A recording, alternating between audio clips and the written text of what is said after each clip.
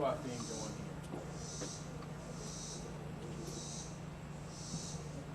Get the freaky deakies going. Yeah, get those candles started. We need some heat. You got it, yep. Hello. Hi. How are you? Just doing a little bit of hand carving. Working on a lady holding a star. How long have you been at this? I've been carving for over 45 years. Started in 7th grade shop class. Is that right? Yes.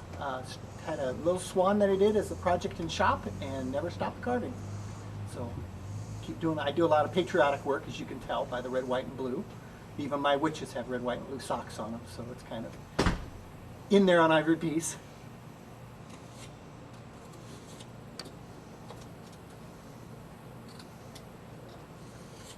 How often do you have to sharpen your tools? It depends. This one here, I just would have to strop it probably about every half hour or hour or so. If I drop it on the ground and I break the blade or put a chip in it, then I've got to sharpen it a little bit more often. But just through carving, half hour or so, and it's just a little strop on a strap with some compound on it. Don't really need to go to my sharpening stone unless I want to change the shape of the edge.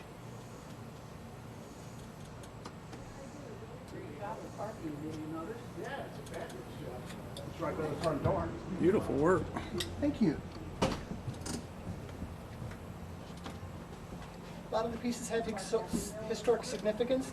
The Santa there with the blue coat is typical of the way they were illustrated in the 1860s. Some of the eagles come from campaign posters. The one there on that table comes from a campaign poster announcing a debate between Lincoln and Stephen Douglas in 1858. And the other eagles on the other stand come from wooden ship decorations. Were done as placement on the wooden ships. And of course, signage is things that I do. I do a lot of custom signage. And lots of signage with a combination of imagery as well as wording, as well it is today. Of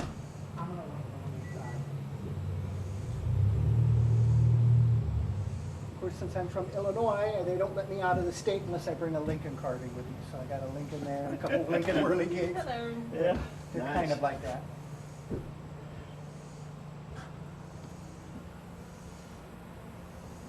And the eagle up here on the wall is 23 karat gold leaf. Wow. It's actual gold applied to it. Uh-huh. As well as the open sign out here has gold on it. And we just put up a new sign tonight up on top of the storefront here, and it's got silver leaf on it. So it's actually silver as well as gold pounded into real thin pieces, and you Right. apply it right to the piece. Uh-huh. And then you, how do you get it to adhere? I mean, you just pound it on, or? No, it's called a sizing. When you do varnish, it's a clear finish, and it's made to dry quicker. Sizing is a clear finish that's made to dry very long.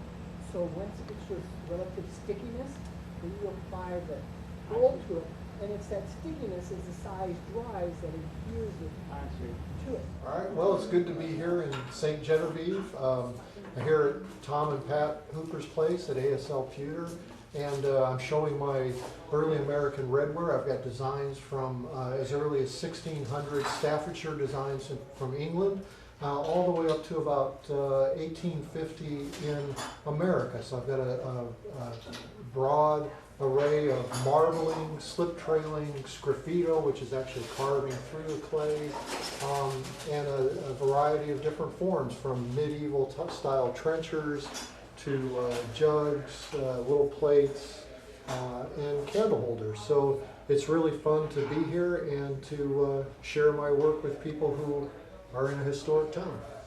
Can you tell us a little about the technique that you Well, use? this technique here is called marbling, and wet clay is called slip.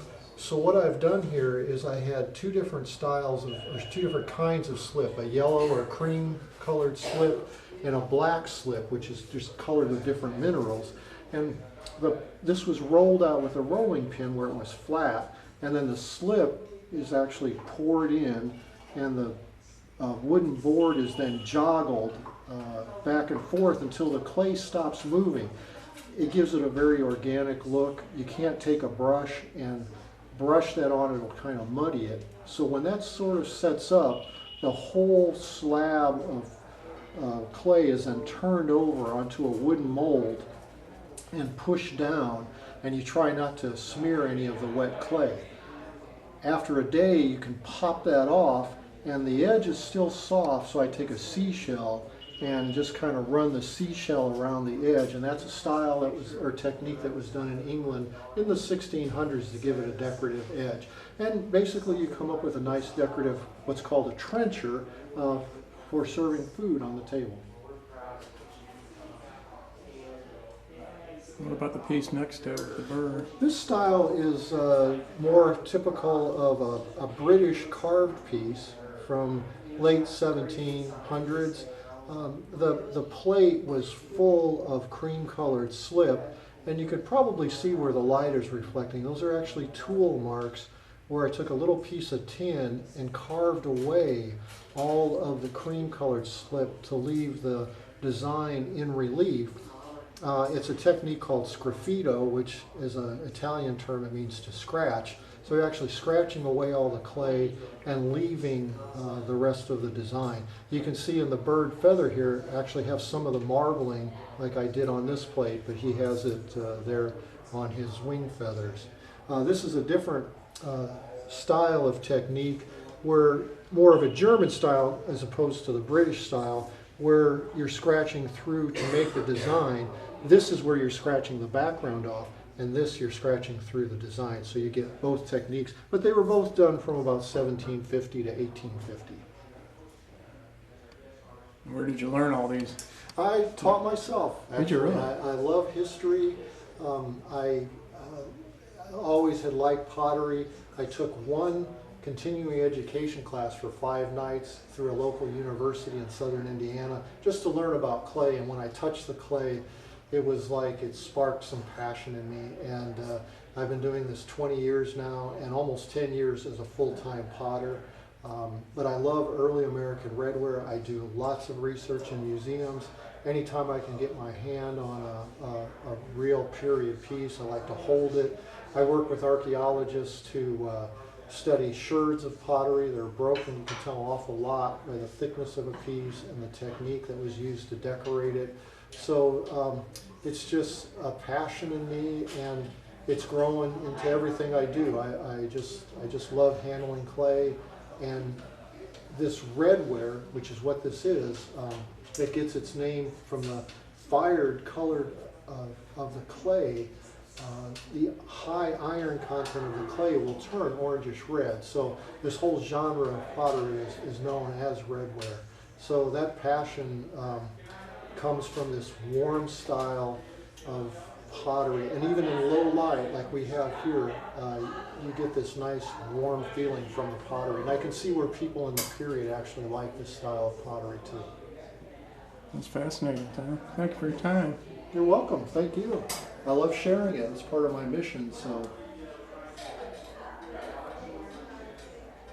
these are actually like this where it just says pie real big, or apple. This is German for apple.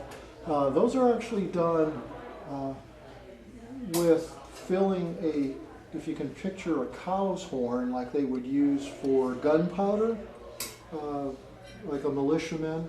So you put a turkey quill on the narrow end of the cow's horn. That acts as a straw, and you would fill the cow's horn with the cream colored clay. So when I tilt it, the clay comes out of the turkey quill. And you can tell that it's thick and thin, but that's just by the nature of the tool. And you'll get drips and drops, but again, you're writing with a cow's horn and a turkey quill. So as opposed to carving, you can carve something a lot more accurate. So if you're wanting to put a lot of words or something very accurate on a plate, carving is the preferred way to do it. But these are awfully fun because you go for it, and when you're done, you have what you have. So there's no going back. These little animals are fun. These are from mid-19th century typically around the Shenandoah Okay, Valley whatever. of Virginia. They were modeled by potters. They were used for door stops and paperweights. Really fun to make. These are not like slip casts. These are actually hand sculpted, each one of these. The sleeping lamb, very typical of, they would put that on tombstones, and a lot of times it would designate a child who had died, something, just the sleeping lamb. The whale. These little guys were fun to have, you know, your best friend bring you a bottle, and you know, what could be better than that? Oh, no, I was talking about a different pair. And this is kind of a favorite piece of mine here. This a lot of people know the "Don't Tread on Me" flag.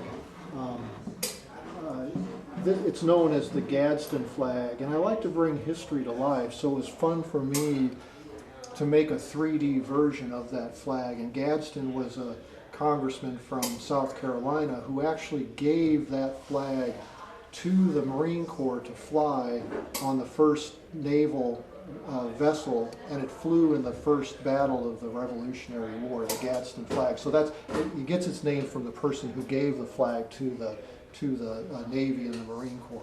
So, and that's why it actually has, on this jug, it has 1775 on it instead of 1776, because it was given to them in 1775. So, but it's fun. And again, the snake is hand modeled. That's the public side. The historically significant stuff that we're doing is actually what Julie is handling inside this room over here. Tin-backed cookie cutters were characteristic of the work of tinsmiths back in the late 1700s up to about 1850. Tin-backed cookie cutters were characteristic of, as I said, the handmade era. When machine tools began to create utensils for use around the house and what have you, I guess nobody could quite figure out how to continue making those cookie cutters in the old way. So the backing plate sort of disappeared. Julie has actually taken the work that we do to another level and essentially uses the backing plate almost like a palette for some very interesting decorative things that she does with some of our work. You can see on that shelf over there some of the purely artistic work that she's done. She can tell you more about that.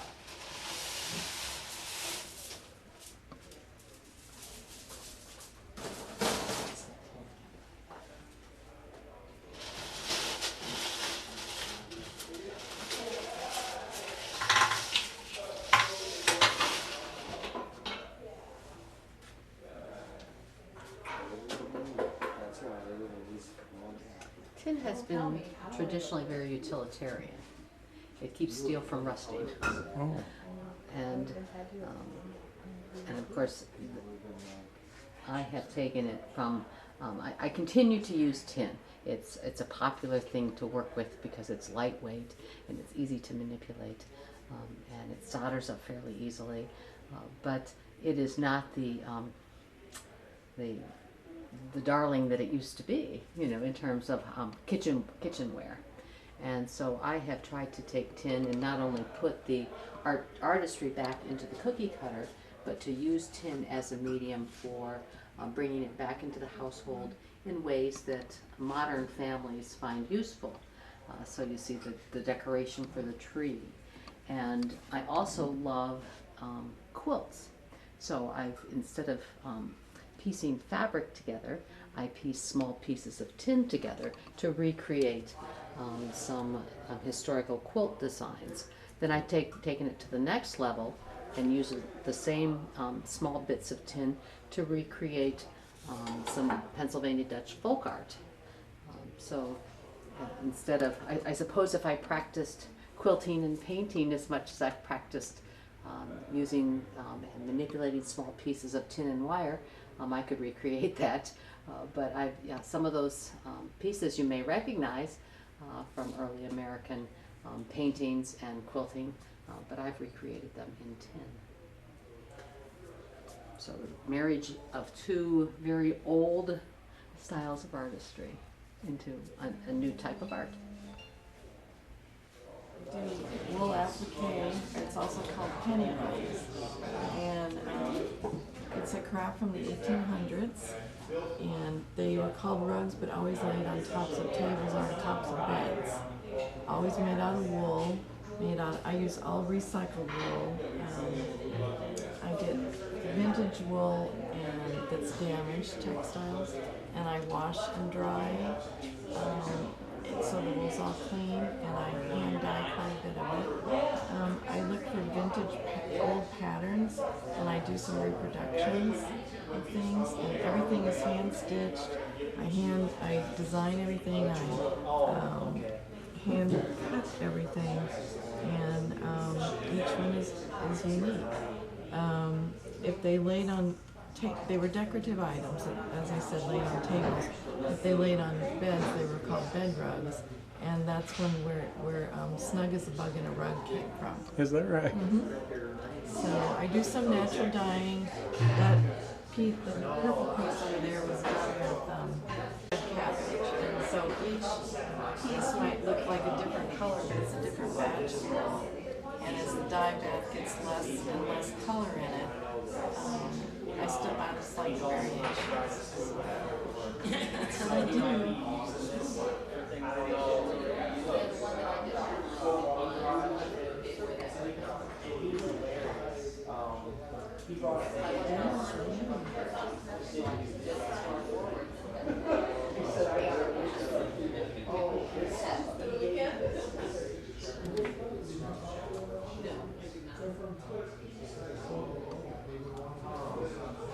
I use up all the bits.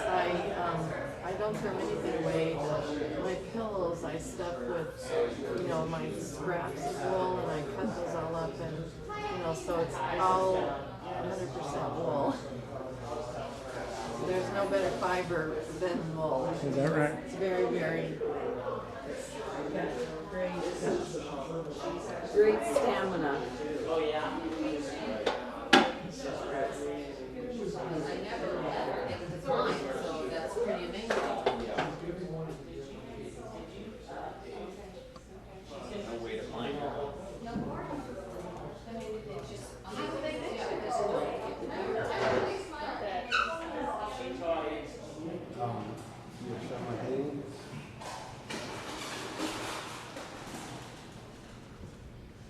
That one's Sunrise Ocean.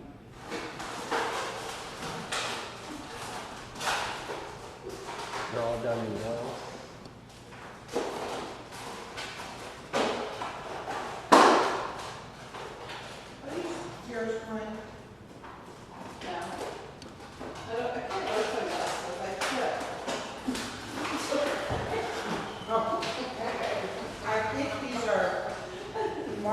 What's the title of this one? I just call that one thing.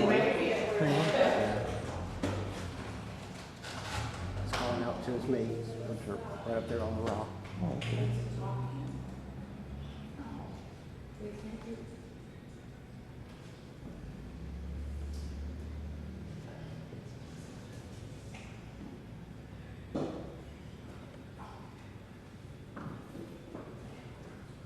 There you go.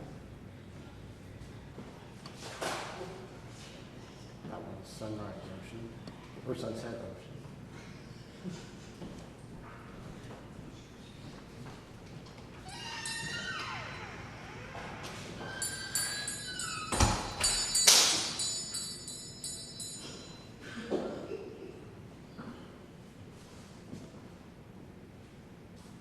Set in a lighthouse.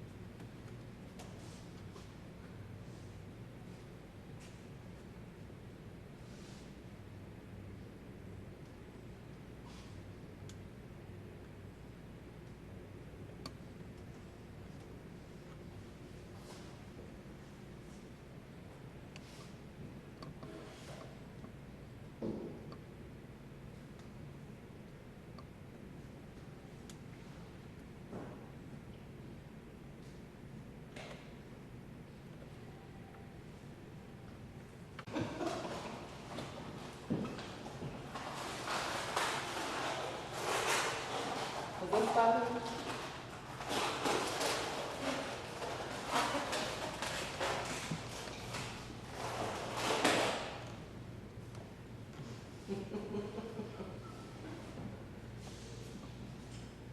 We have a balloon artist on hand.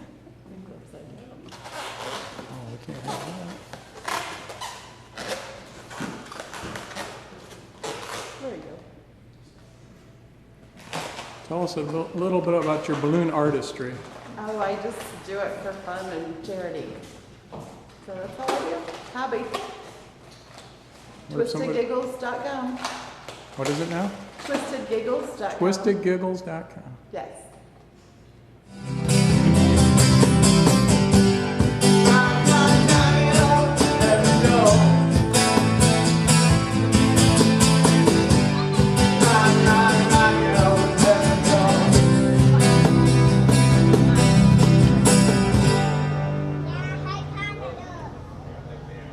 Hey, Sam.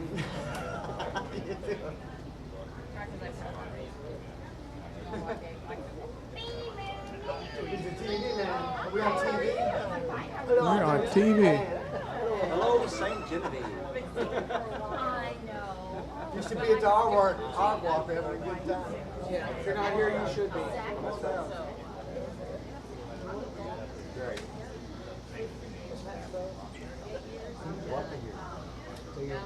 I said I was in there for 2 years too long. Yeah. That's what I tell everybody. I was only there for 2 years too long.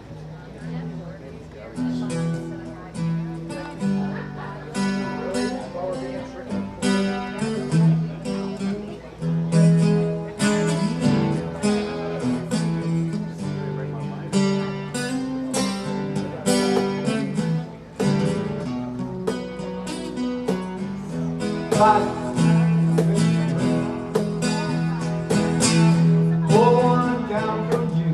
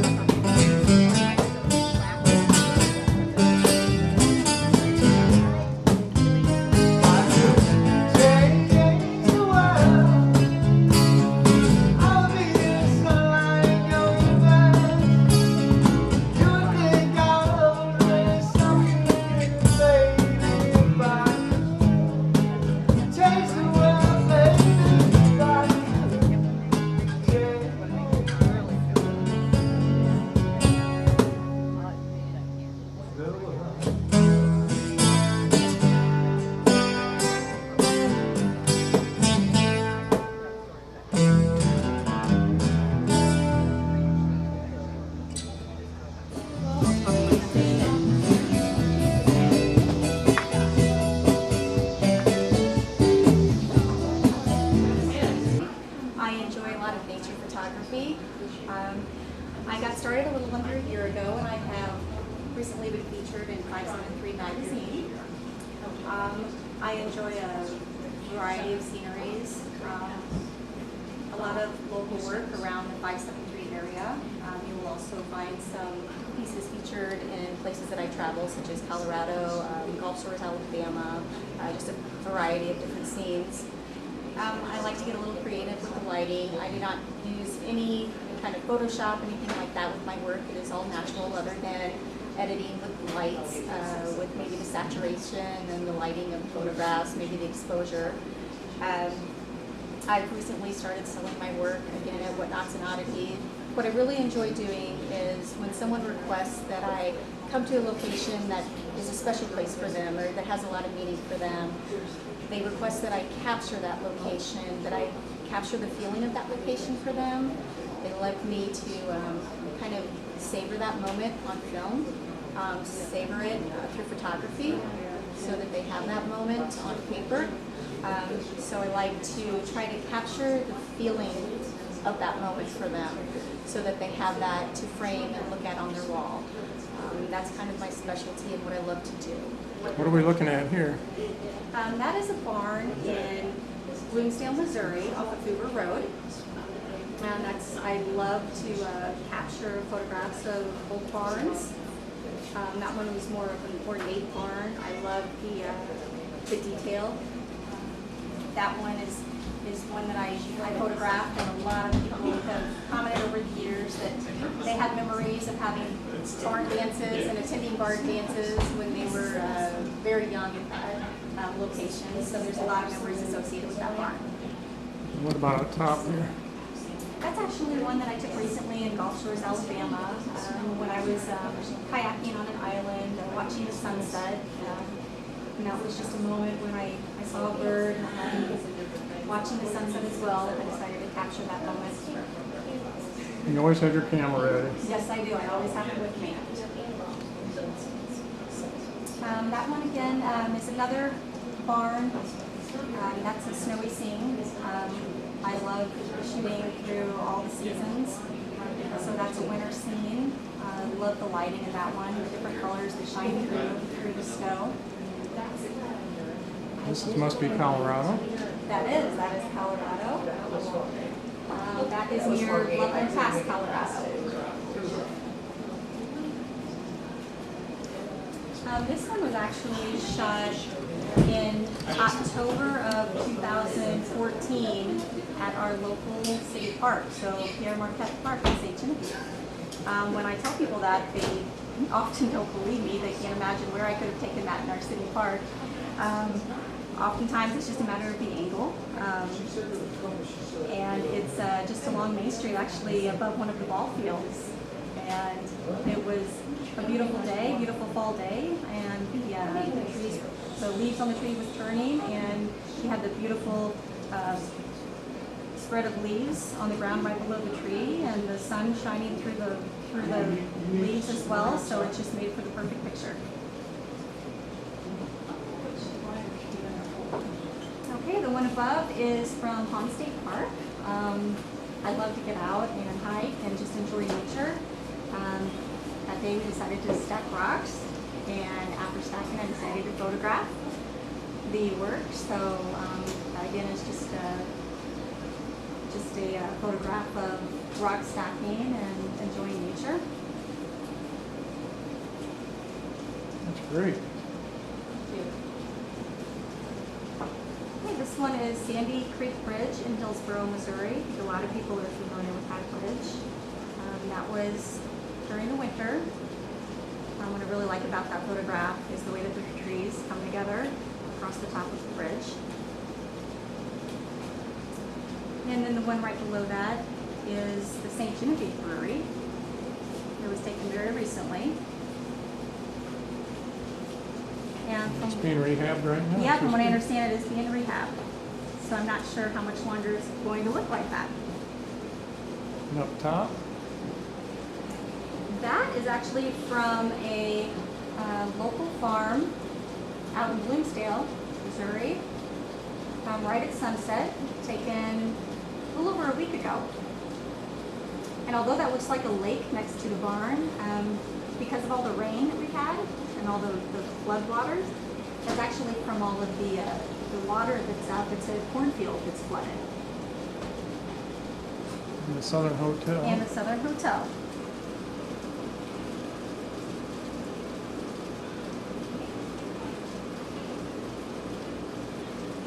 And these are just a few of the photographs that I've taken. There's a lot that I have in my collection. These are a few that we've started with on the wall here at What Nots and Oddities, and as we sell, you know, I try to replace as quickly as possible. This is just a few to get us started. Photography exclusively, and we have my paintings on the wall. My paintings have been labeled several different things, and I've heard terms like acrylic fluid movement and interpretive art. To me, this is what's inside my head, and I try to translate it into something that I can visually see. I love when people come in and tell me what they see, as opposed to what I was going for. Sometimes they turn it sideways and see something totally different. I absolutely enjoy other people's outlooks and interpretations.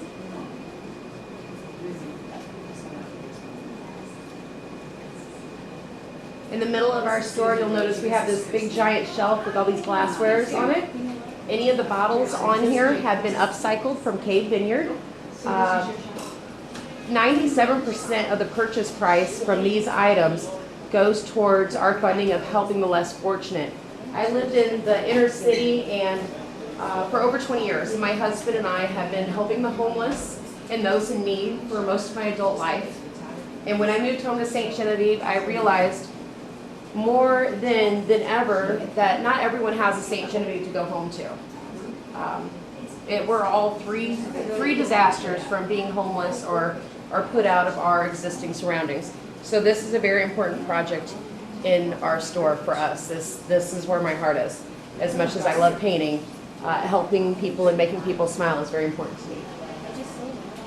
Some of the other things we have in our store are fun things for kids. Everyone drags their kids out shopping with them, and we have bottle cap necklaces. We have everything from some of your favorite Disney characters to patriotic symbols, maybe a little deer and Ford. Scrabble necklaces because, well, everyone knows, well, Scrabble's an awesome game. We try to have different fun blingy things, anything from a skeleton key to a keychain. We have some body scrubs, incense. We have some wonderful t-shirts. We try to have a little bit of everything. That's why the name isn't Socks, it's What Nots and Oddities.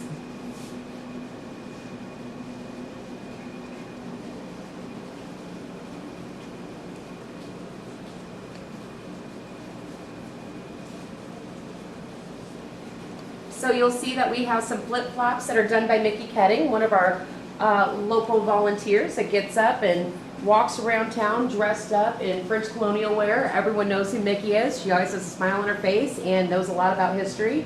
Our purses are done by Linda Dury, a local from Bloomsdale, Missouri, who also helps with our outreach to the homeless with making scarves. We have t-shirts by Suzanne. Suzanne is an award-winning fiber artist who has been submitting and winning contests for several years. She's a very talented woman. We're lucky to have her stuff in our shop. Thank you, Amelia. Thank you for coming in. Come and visit us soon.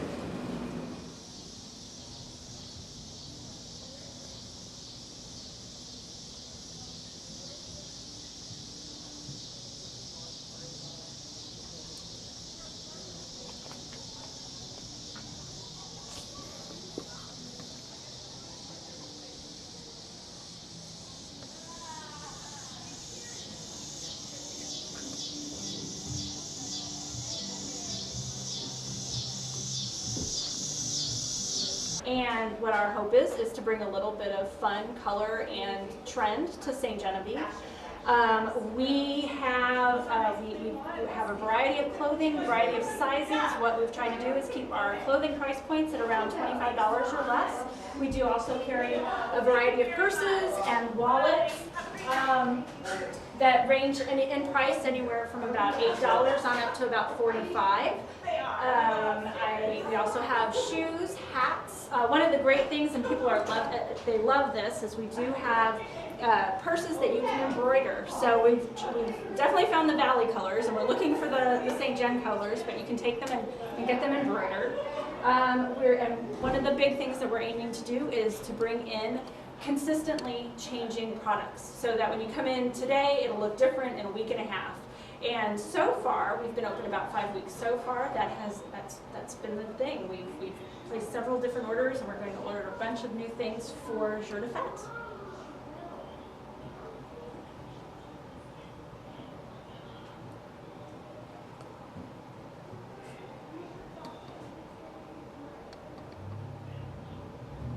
Do have more on the other side of the shop.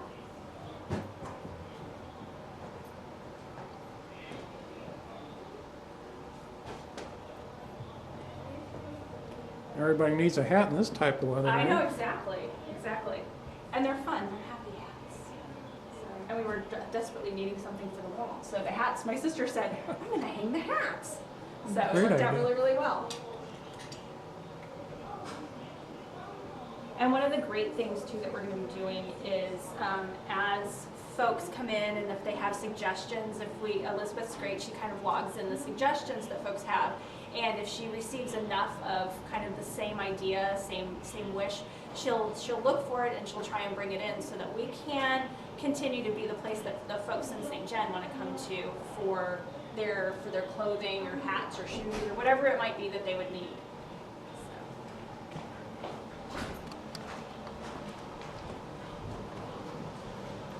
There's Beth right now.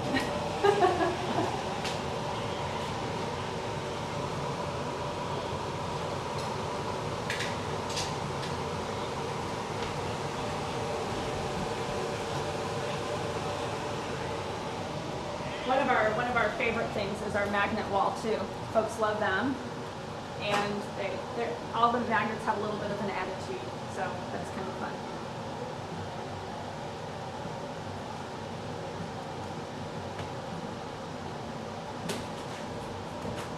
So have kind of a limited inventory of candy so that we can support the cotton candy fashion name. But we just have kind of fun little 25-cent pieces of candy and kind of just fun stuff that folks love to come in and just pick up. So.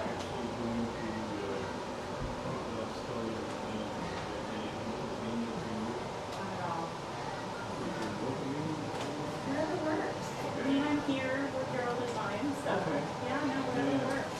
No, but I was just thinking.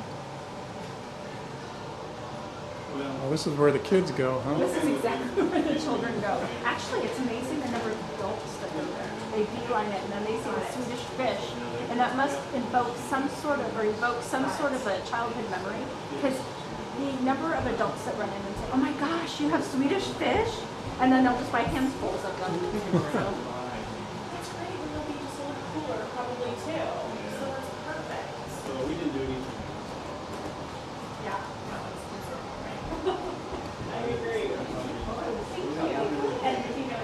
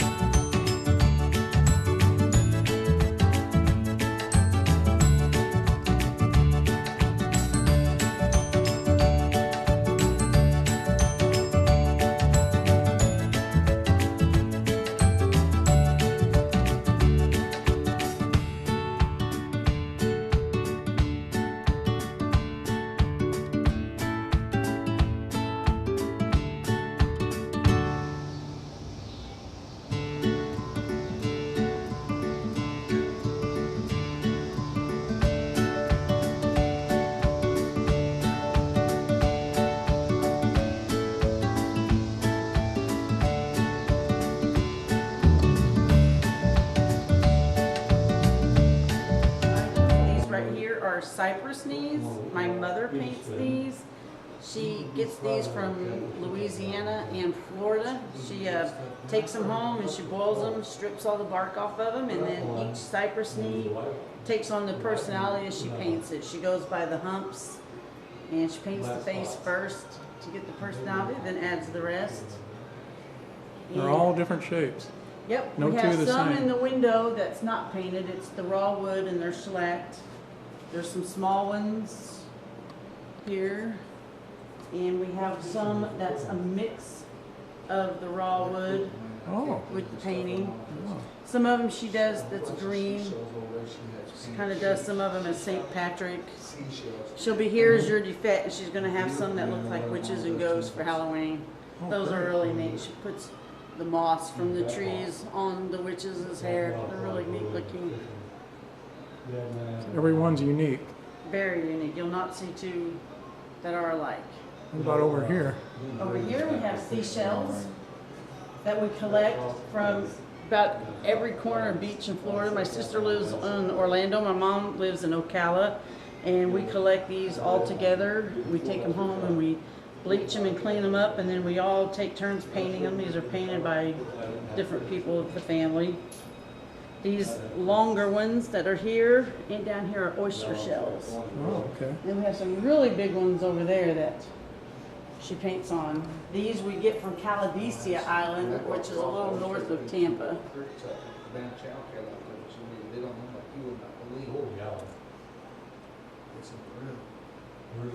What about your candles? These are the wax tarts.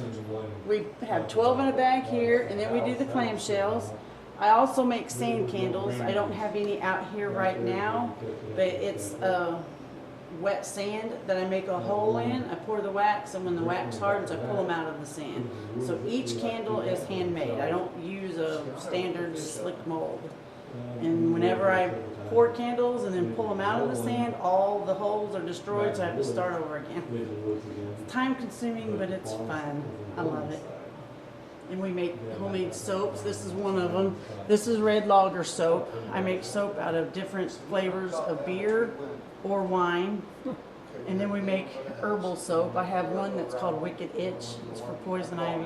Oh my gosh. Or mosquito bites or... I'm in handy right now with those mosquito bites. I've learned that. We lived in St. John about 3 weeks, and I think I've had maybe 400 mosquito bites in that 3 weeks. So I've been my biggest customer. You've got some. We paint on tin cans. We don't throw anything away. Oh, that's great. Anything that's not tied down. What about this wall hanger? This my mother-in-law did. Janet Schmelsley. She sewed this, and she brought it out today. She does most of the sewing. I have some sewing over here that was done by my aunt also. She makes table runners in little caddies, put salt and pepper shaker in, and little bags. Oh, that's a bag. Yeah, I have one in the window. She puts like her paper plate, salt and pepper shaker. It's like a picnic basket to carry everything out from the house to the table. Oh, that's clever. I thought it was. She uses old jeans. Oh, my mother-in-law does the pot holders also.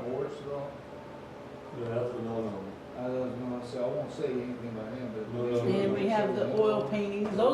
These right here I just have on for display, but I do a lot of painting. I like oil painting on canvases. It's easier, I guess. I tell everybody it's my therapy. Sure. It's good and relaxing. What about this display case here? These are hand crocheted necklaces. Have a bunch of these. These are very, very lightweight.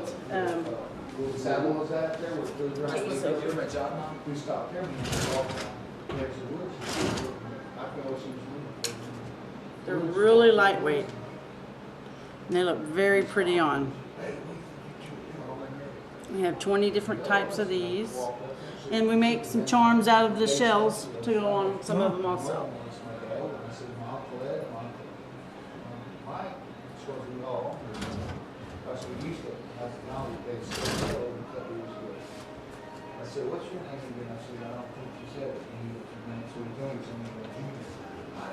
Well, thank you for your time, Shelley, and I'm sure you're going to be adding more as the time goes on, right? Oh yeah, because we have 74 different fragrances right now.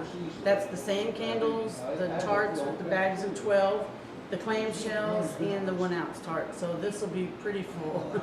And my mother will be here jeudi fête, and she's bringing a whole bunch more cypress knees and some of the crafts that she does. Thanks for your time. Thank you so much for stopping by.